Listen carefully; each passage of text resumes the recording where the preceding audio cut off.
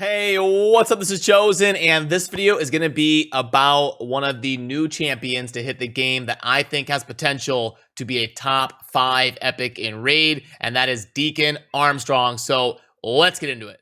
Alrighty, and firstly, huge shout out to Manbeard here for letting me use his account because I do not have Deacon on my main account, and I thought this champion looks super cool. I wanted to get some content out there to you guys about this. So we go into the index under Sacred Order, and Deacon is going to be the support Spirit Affinity champion right here. Now remember, as always, down below in a pinned comment, I will link to an infographic that has some of the general information about the champion. You can see up there things like takes 13 books. And then this is the first time that I have added the multipliers for the abilities to the infographic. I know you guys are always curious about the multipliers on champions. So if I know them, you'll know them. And then you can see the icons there towards the top left by the photo of the champion. You can see the 1.8 times 2 hits, and then the 4.0, which is an AoE attack. Those are the two abilities that do damage, and then there is the multiplier on how it scales with the attack stat. And then also the masteries on the champion that you will see in the video. But remember down below where it says, do not blindly copy masteries. You're going to want to build the champion according to how you are using it on your account. But let's put that away and do some kit analysis here of this new epic champion that I think has potential to be a top 5 epic in the game. We've got an A1 that is a multi-hitter, and each hit has a 30% chance that you can book up to 50 of placing a leech debuff for 2 turns. Leech has been buffed about 6 months ago. It now does 18% heal instead of the 10% that it used to do. So leech is pretty solid to have on an A1, especially when it's a multi-hitter. That'll be pretty consistent in terms of placing it. Then for the A2, we've got attacks all enemies with an 80% chance that you can book up to 100 of placing 60% big version of defense break for 2 turns. That is a great ability, similar to like your War Maiden, where it's an AoE and you can book it to 100% chance of placing the big defense break on a 3-turn cooldown as well when booked. So a very good A2. And then the A3, I absolutely love this. This is going to be kind of like a budget Lysandra ability.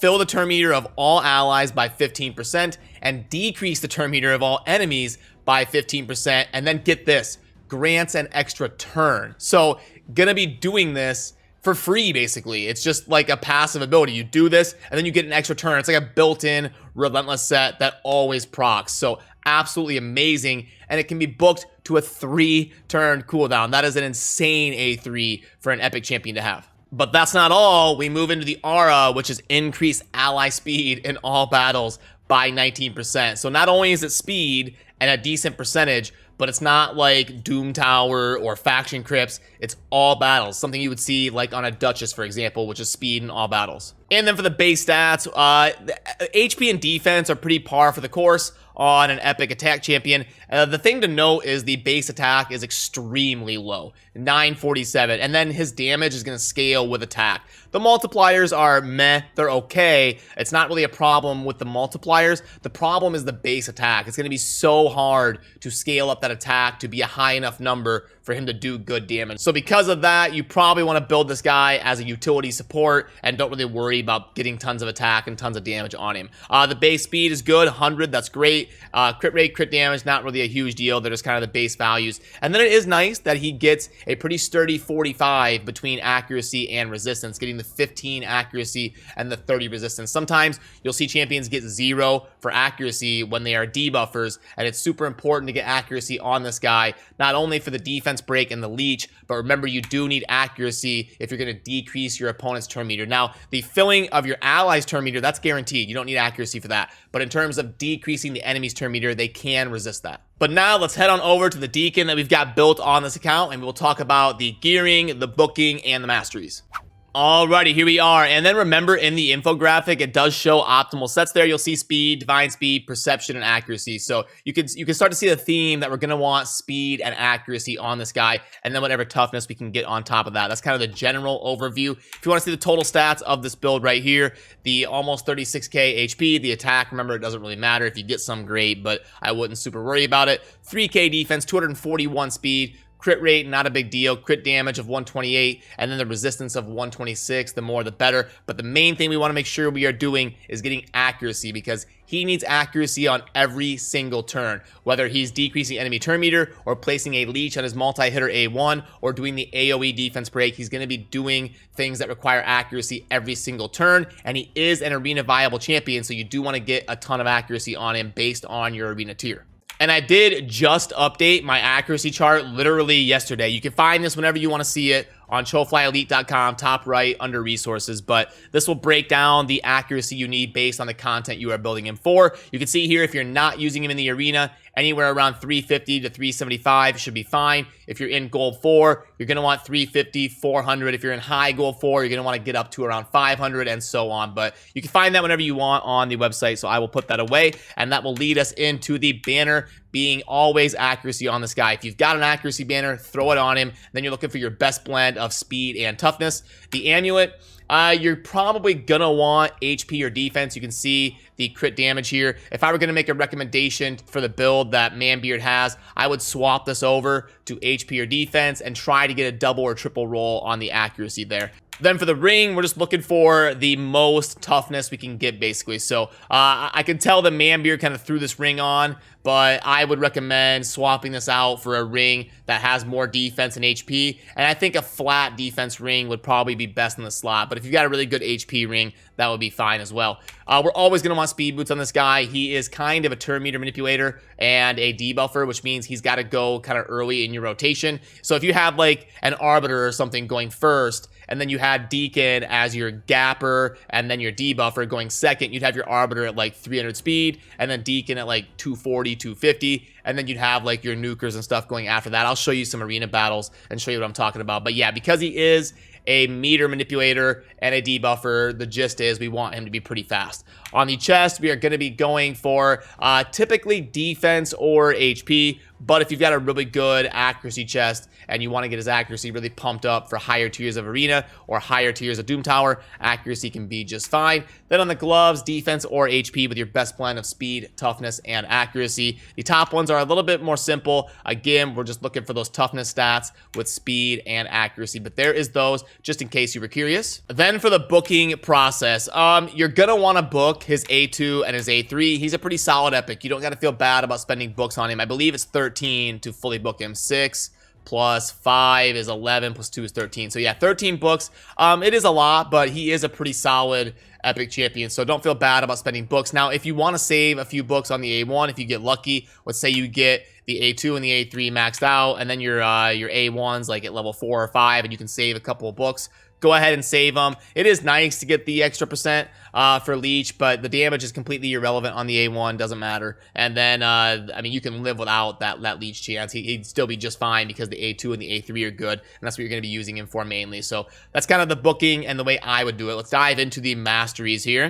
Okay, so this is kind of a setup for the arena because we're going for a ton of accuracy. If you're going to be using him in a nuke strategy in the arena, you can't have him missing the turn meter reduction and then also the decreased defense if you're going to be using him as the debuffer role for your nuker to hit hard and kill the enemy team. He's got to have good accuracy. So that's why you can see here the Eagle Eye accuracy build as the tier 6 mastery. So with him not being a damage dealer, you don't really need to go down the offense tree unless you're going to be using him in the clan boss or something. He can be pretty decent in early to mid game clan boss teams. So if you are going to use him in the clan boss, you're probably going to want to go down the offense tree and then take the War Master as your tier 6 instead. But this setup here should be mostly generally useful and help you out with using him in the arena.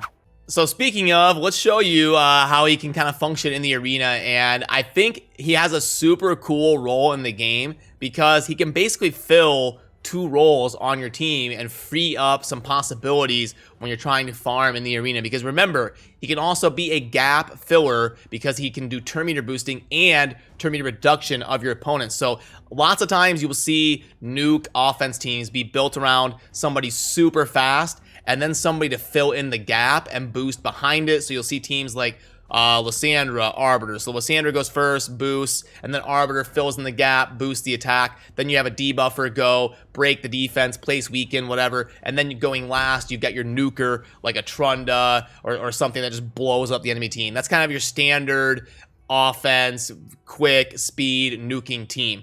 But Deacon can not only debuff them with the big version of 100% reliable AoE defense break, but he can also be the gapper. He can fill in the gap between your nuker and the turn meter booster because he does the boosting and the decrease of the opponent. So he can really give you the option to do some super cool things, like even run 2 nukers and just do some fun things by blowing up the enemy team, making sure there's absolutely no possible way that they can survive. So let's go ahead and fire this up, and I'll show you how this works. So first, we'll have the Arbiter go. We all know that and are super familiar. Now, Deacon is going to default to his A3, which is fill turn meter of all allies, and then decrease the turn meter of all enemies, and then grant an extra turn. So after that, he'll then break their defense. So if we go auto, boom, there it is. There's the boost and the decrease. And then he grants an extra turn and also breaks the defense, filling 2 roles for us. And now we've got Astralon, who can be a super cool nuker. If anybody happens to survive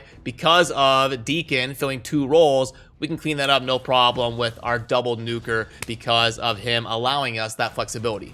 And then if you want to see Deacon's animations on the battlefield, first, this is going to be the ability that his AI prioritizes, which is obviously the time compression A3. So here is that. And then after that, it's going to grant an extra turn, and he will then cycle through to his AoE defense break. So here is that. Kind of looks like Trunda's A2 a little bit. You get the ball up above, and it hits all the enemies. And then this is the animation of his A1, which is the multi-hitter that places the leech. All right, so now let's go ahead and get him graded in all the different areas of the game. So for arena offense and defense, we're just going to go 5. There's lots of cool things you can do with him. I really like how he can fill both the roles of being the gap stop, the turn meter manipulator, and the AoE debuffer. So definitely a 5. Lots of cool teams you can build around Deacon as an epic champion. Clan boss, he does have the leech on the A1, and he boosts turn meters, and he does defense break on a 3-turn cooldown. He's not super tough. He'd be like a 3.5. He can be pretty solid in early to mid-game teams. He'll fall off a little bit in the super end game, but sure, we'll give him a 4. All right. Campaign, yeah, we'll give him a 5. He's got the AoE defense break with the attacks, the leeches, the turn meter manipulation. Yeah, he'd be really good for 3-starring content. I don't think he's going to be an S-tier campaign farmer like Skull Crown or Queen Ava or something, but yeah, he'd be perfectly viable for most of the campaign. And the Spider, yeah, the consistent, I'll give him a 4. He can make sense on a lot of Spider teams. Fire Knight as well. He's got the multi-hitter A1. He's Spirit Affinity, which is going to be strong against the Force Affinity Fire Knight 20, which is important to take note of. Yeah, I'd say he's worth a 4 there. Minnow, he's great. Absolutely amazing. We'll go 5. Spirit Keep, now for Spirit and Magic Keep, he doesn't do anything super special like stealing buffs or blocking buffs, heal reduction. So he's mostly just going to be a good support. It'd be like a 3.5 or a 4. So 4, which one is the first we're doing? Spirit, he's neutral affinity, so we'll go 4. Magic Keep, when we're on the subject, he's going to be weak against magic, so we'll go 3. Then we'll go back up here, Dragon Lair, 5. For most of these dungeons, he's just going to be kind of your standard, really good support. Faction War is definitely a 5. He's amazing for Sacred Order. Force Keep, he is just absolute S tier, giving you the leech and the reliable defense break, and he's affinity strong against the Force Keep. So he's one of the best champions in the game for the Force Keep. Definitely a 5 there. Ice Golem, yeah, 5. I like it. And Void, same thing. It'd be like a 4.5, but we'll give him a 5 because he's a super solid support champion. So now let's have a little bit of a discussion here about Deacon in conclusion. And I'll pull up the infographic if you want to take a look at that while I am talking here. So, yeah, Plarium knocked it out of the park with designing this guy. In my opinion, he is super strong for an epic champion. They've been actually releasing some pretty good epics lately. Ugo, I absolutely love her as an epic. Deacon, Duck the Pierced. Lots of really good epic champions coming down the road recently here. I know they've been releasing a lot of champions, and it's pretty tough to keep up with all the champions that are coming out. That's why I'm going to do my best to keep you up to date on which ones I think really stand out, and I'll make sure to get that tier list updated and get all of them on there. It's hard. It is quite the project to keep that updated and get all these champions updated. They've been releasing like 20, 25 champions a month. I hope they'll slow down with the new champions, but I know they were trying to do fusion events for the holidays and for Valentine's Day. It was kind of a busy season for Raid, and then we've also got a new faction coming out supposedly here in the next month or two once spring gets kicked off. So gonna be a lot of new champions. It's gonna be tough to keep the tier list updated, but I will do my best to look at which ones are noteworthy and get content to you guys out there. But yeah, I think Deacon is a top 5 epic, and he's a super fun champion. I can't wait to get him on my main and get him built. So huge shout out to Manbeard for letting me do this content as soon as possible. But that's gonna do it for this one. As always, thank you for watching. Have a good rest of your day. Peace.